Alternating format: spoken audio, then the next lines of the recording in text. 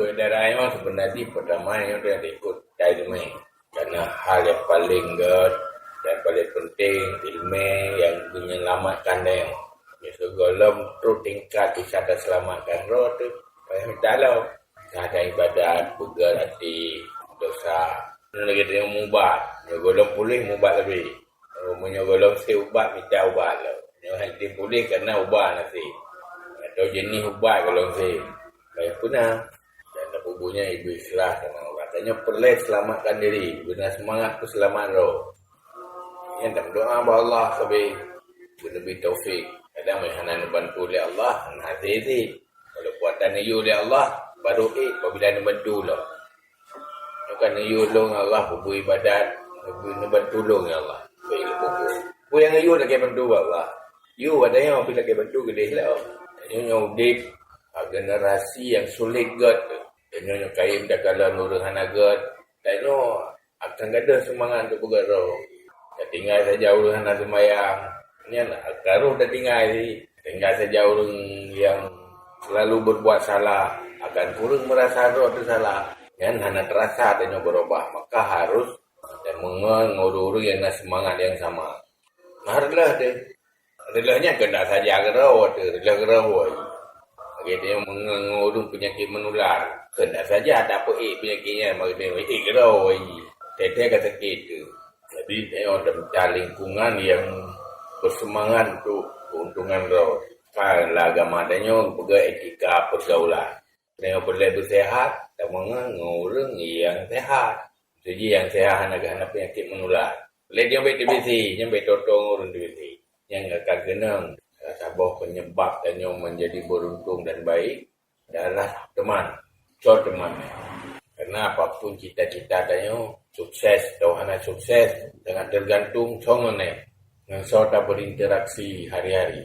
Interaksi dengan orang yang salah, akan berakibat. Bak buruk darah roh ada penyesalan bak ujung. Kadangnya pegat kegiatan sahabat darah hal yang membantu memperbaiki diri dia. Pasal hajibnya merasa beruntung. Kegiatannya dia mengurung narkoba duduk benang roh nanti. Wah nak rencana dia. Duduk baju berubah pikiran. Nanti ngurung yang agak perilaku. Makanya hati-hati ingin selamat. Tanya hani yang kata lain yang lahir. Yang paling ke yang sahabat Nabi. Yang insyaAllah yang lahir tu katanya ke. Kadang baca pio-pio. Selalu senang dengan ilmu. Saja harus fikir-fikir. Sampai dia terjebak dalam kehidupan yang duduk dah sesali. Menyesal terhadap kehidupan roh tu masa lalu. Dia tak terima akibat ji. Jadi baik fokuskan kehidupannya materi. Materian baik beban dia. Nah. Kayak ilmu, kayak sikap. Tanya, persoalan dengan materi untuk masa depan akhirat. Karena materinya nurun hebat dan materi akan jaga masa lalu. Yang penting masa depan. Karena dunianya pasti akan jaga masa lalu. Tanya orang beriman, berfikir masa depan yang abadi. Baik sibuk dan perjuangkan sesuatu kehidupan yang menjadi masa lalu. Tak lewati. Dia dalam generasi orang dengan kebahagiaan roh dengan kehidupan yang juga masa lalu. Jadi semangatnya lebih padam-padam. Ternyata beda pegahnya masa depan lebih baik. Tapi ya ibu, ini masa depan yang dah pegahnya kadang-kadang salah. Yang masa depan yang juga masa lalu nanti. Tapi masa depan yang betul ya ke mulai tak ubah dia. Terkecoh sagai dia. Berisi tu. Karena beruntung dan orang beriman selalu optimis.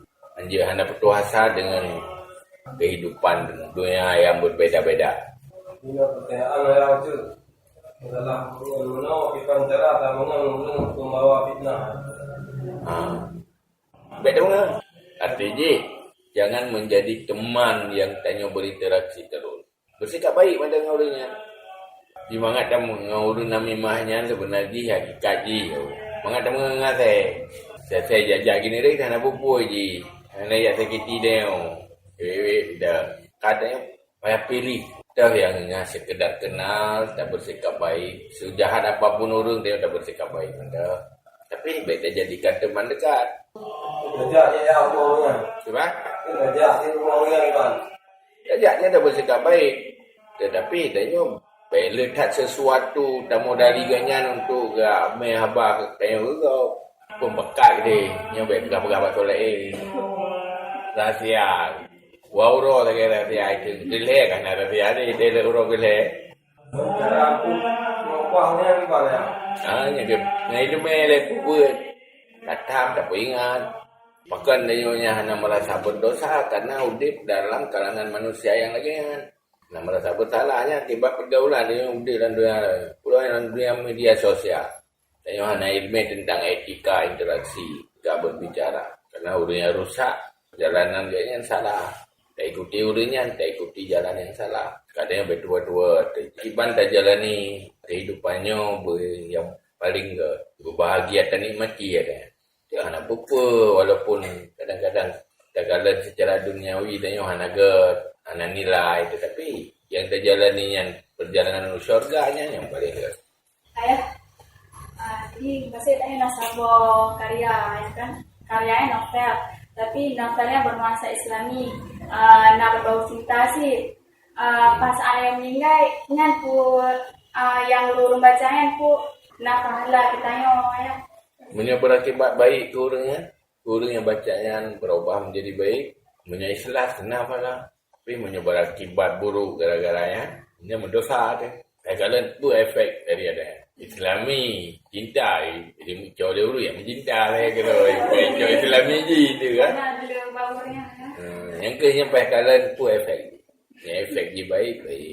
Pastikan itu efek je juga. Yang ikhlas, kenapa lah. Mana ikhlas lah.